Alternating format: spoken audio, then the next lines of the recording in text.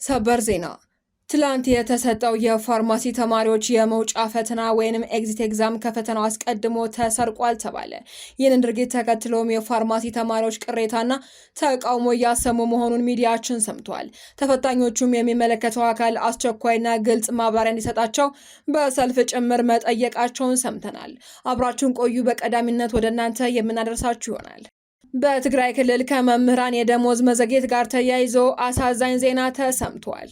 በክልሉ የሚገኙ መምህራን ከነቤተሰቦቻቸው በረሃብ ምክንያት መሞታቸውን የዓይን እማኞች ገለጹ። በትግራይ ክልል የመምህራን ደሞዝ ለበርካታ ወራት ባለመከፈሉ ከህመም ከስቃይና ችግር አልፎ መምህራን ከነቤተሰቦቻቸው ለሞት ተዳርገዋል ተብሏል። ተጨማሪ ያለን ዶክተር አበባው ደሳለው በአዲስ አበባ የምርጫ ክልል እድል አልቀናቸውም ተባለ። ብልጽግና ባልተወዳደረበት የምርጫ ክልል ዶክተር አበባው ሳያሸንፉ መቅረታቸውን ቦርዱ አስታውቋል። በአዲስ አበባ ምርጫ ክልል 11 ፖለቲከኛ ዶክተር አበባው ደሳለው የትብብር ለኢትዮጵያ አንድነት ቅንጅት እጩ ሳይሳካላቸው ቀርቷል ተብሏል። ዝርዝር መረጃዎችን ይዘናል። እና መንሱር ጀማል በዛሬው ዕለት ፍርድ ቤት መቅረባቸው ተሰማ። የፊንቴክ ኢንቨስትመንት ሽፋንን በማድረግ በተፈጸመ መጠነ ሰፊ የማጭበርበር ወንጀል የተጠረጠሩት ታዋቂ አርቲስቶችና የቲክቶከሮች ፍርድ ቤት ቀርበው ክስ መቃወሚያ አሰምተዋል ተብሏል። ተጨማሪውን ይዘናል። ከውጭ በተሰማ ሰበር መረጃ የእስራኤልና የአውሮፓ ህብረት ዲፕሎማሲያዊ ፍጥጫ ተካሯል ተባለ። እስራኤል ከአውሮፓ ህብረት የውጭ ፖሊሲ ኃላፊዎች ካጃ ካላስካ ጋር ያላትን ማንኛውንም አይነት ግንኙነት ሙሉ በሙሉ ማቋረጧንም በይፋ አስታውቃለች። መረጃውን ይዘናል።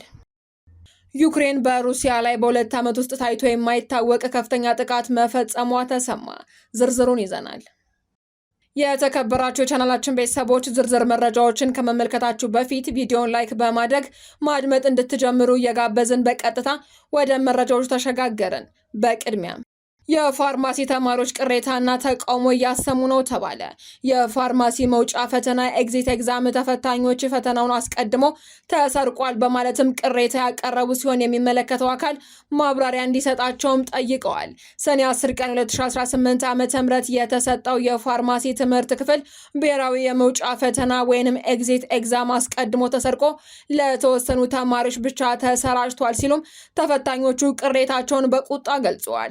ቅሬታ አቅራቢዎቹ ተማሪዎች እንዳሉትም ለፈተናው በርካታ ልፋትና ዝግጅት ቢያደርጉም ኃላፊነት በማይሰማቸው አካላት አማካኝነት ፈተናው ቀድሞ ወጥቶ መሰራጨቱን የሚያሳዩ መረጃዎች እየደረሷቸው እንደሆነም አስረድተዋል።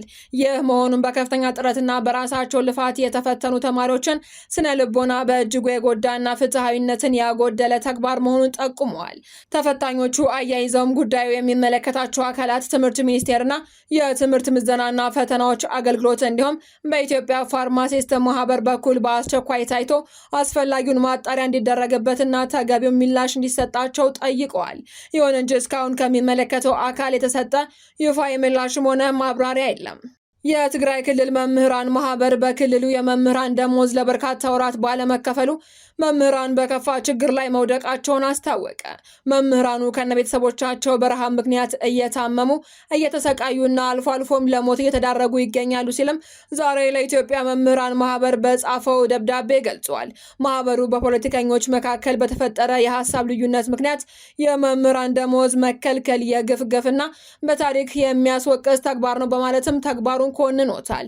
የክልሉ መምህራን ደሞዛቸው እንዲከፈላቸው ከዚህ ቀደም በደብዳቤና በሰላማዊ ሰልፍ ጭምር በተደጋጋሚ የጠየቁ ሲሆን ሆኖም ለችግሩ ምላሽ የሚሰጥ አካል አልተገኘም ተብሏል። የኢትዮጵያ መምህራን ማህበር ከፌዴራል መንግስትና ጉዳይ ከሚመለከታቸው አካላት ጋር በመነጋገር ለችግሩ መፍትሄ እንዲያፈላልግም ማህበሩ ጠይቋል። የፊንቴክ የማጭበርበር ወንጀል ተጠርጣሪዎች ፍርድ ቤት ቀረቡ።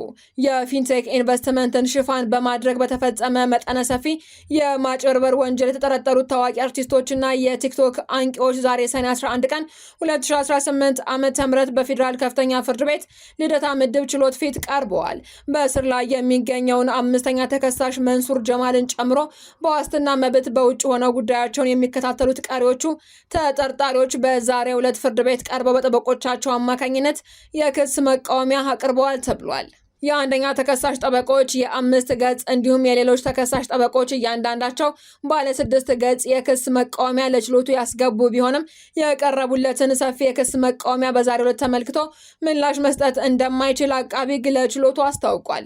ፍርድ ቤቱም የአቃቢ ሕግን ጥያቄ በመቀበል የቀረቡትን የክስ መቃወሚያዎች መርምሮ ምላሽ ለመስጠት ለሐምሌ 8 ቀን 2018 ዓ.ም ተለዋጭ ቀጠሮ ሰጥቷል ተብሏል። ብልጽግና ባልተወዳደረበት የምርጫ ክልል ዶክተር አበባው ደሳለኝ ሳያሸንፉ መቅረታቸው ተገለጸ።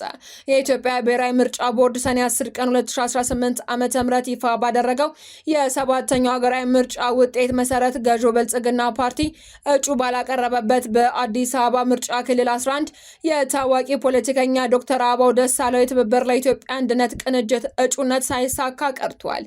በዚህም እጅግ በርካታ ፓርቲዎችና እጩዎች በተፎካከሩበት የምርጫ ክልል የሪፍት ቫሊ ዩኒቨርሲቲ ምክትል ፕሬዝዳንት የሆኑት የግል ተወዳዳሪው አቶ አበበ ገመቹ 10459 ወይም 18 በመቶ አብላጫ ድምጽ በማግኘት የህዝብ ተወካዮች ምክር ቤት ወንበርን ማሸነፋቸውን ቦርዱ አረጋግጧል። ገዢው ፓርቲ ብልጽግና ምንም አይነት እጩ ካላቀረበባቸው 3 የአዲስ አበባ ምርጫ ክልሎች ውስጥም እስካሁን ይፋ በሆነ ውጤት መሰረት አንደኛው ወንበር የኢዜማው መሪ አቶ ኢዮብ መሳፍንት ሲያሸንፉ፣ ሁለተኛው ደግሞ የግል እጩ አቶ አበበ ገመቹ ወስደውታል።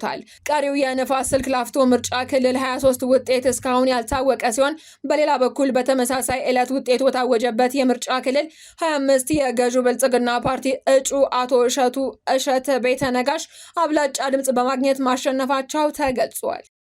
ከውጭ በተሰማ ሰበር መረጃ የእስራኤልና የአውሮፓ ህብረት ዲፕሎማሲያዊ ፍጥጫ ተካሮ ቀጥሏል ተባለ። እስራኤል ከአውሮፓ ህብረት የውጭ ፖሊሲ ኃላፊ ካጃ ካላስካ ጋር ያላትን ማንኛውንም አይነት ግንኙነት ሙሉ በሙሉ ማቋረጧን በይፋ አስታውቃለች። ውሳኔ የተላለፈው አዲሷ የህብረቱ የፖሊሲ ኃላፊ እስራኤልን በደቡብ አፍሪካ ከነበረው የአፓርታይድ ስርዓት ጋር አነጻጽረዋል በሚል መሆኑን የእስራኤሉ የውጭ ጉዳይ ሚኒስትር ጌዲዮን ሳር ገልጸዋል። ሚኒስትሩ የካላስን ንግግር የከረረ ስም ማጥፋትና ግልጽ ፍትሃዊነት ሲሉ የገለጹ ሲሆን ኃላፊዋ ማብራሪያ ለመስጠት ፈቃደኛ ባለመሆናቸው ግንኙነቱ ሙሉ በሙሉ ከመቋረጥ ውጪ አማራጭ እንዳልተገኘም አስታውቀዋል። ይህ እርምጃ በቴል አቪቭ እና በብራሰልስ መካከል ያለውን ግንኙነት ይበልጥ ያሻክረዋል ተብሎ ተሰግቷል ሲልም ሮይተርስ ዘግቧል። በመጨረሻም ዩክሬን በ2 ዓመት ውስጥ ታይቶ የማይታወቅ ከፍተኛ ጥቃት መፈጸሟ ተሰማ። ዩክሬን ላለፉት 2 ዓመታት ካደረገቻቸው ጥቃቶች ሁሉ እጅግ ግዙፍ የሆነውን የድሮን ጥቃት በሩሲያ ዋና ከተማ ሞስኮና በተለያዩ ግዛቶች ላይ ሰንዝራለች ተብሏል። የሩሲያ መከላከያ ሚኒስቴር በሰጠው ይፋዊ መግለጫ ወደ ዋና ከተማዋ ሞስኮ ያመሩ 194 ድሮኖችን ጨምሮ በአጠቃላይ በአገሪቱ የአየር ክልል ውስጥ 555 የዩክሬን ድሮኖች ማክሸፉን አስታውቋል። ይህ መጠነ ሰፊ ጥቃት በሩሲያ ላይ ከፍተኛ መደናገጥን የፈጠረ ሲሆን ስትራቴጂካዊ በሆኑ ቦታዎች ላይም ጉዳት አድርሷል ነው የተባለው። በጥቃቱ ምክንያትም በሞስኮ የሚገኘው ግዙፍ የነዳጅ ማጣሪያ ፋብሪካ የተመታ ሲሆን በተለያዩ የመሰረተ ልማቶች ላይም ከፍተኛ የእሳት አደጋዎች ተቀስቅሰዋል። በተጨማሪም በሞስኮ ዓለም አቀፍ አየር ማረፊያዎች ላይ ከባድ የበረራ መስተጓጎል የተፈጠረ ሲሆን በርካታ በረራዎች እንዲሰረዙ ወይንም መስመራቸውን እንዲቀይሩ ተገደዋል። በበይነ መረብ ላይ በፍጥነት እየተሰራጩ ያሉ ተንቀሳቃሽ ምስሎችም በጥቃቱ የደረሰውን አስገራሚ ትዕይንት በግልጽ አሳይተዋል። ዜናዎቻችን አበቃን። በሰላም ቆዩን።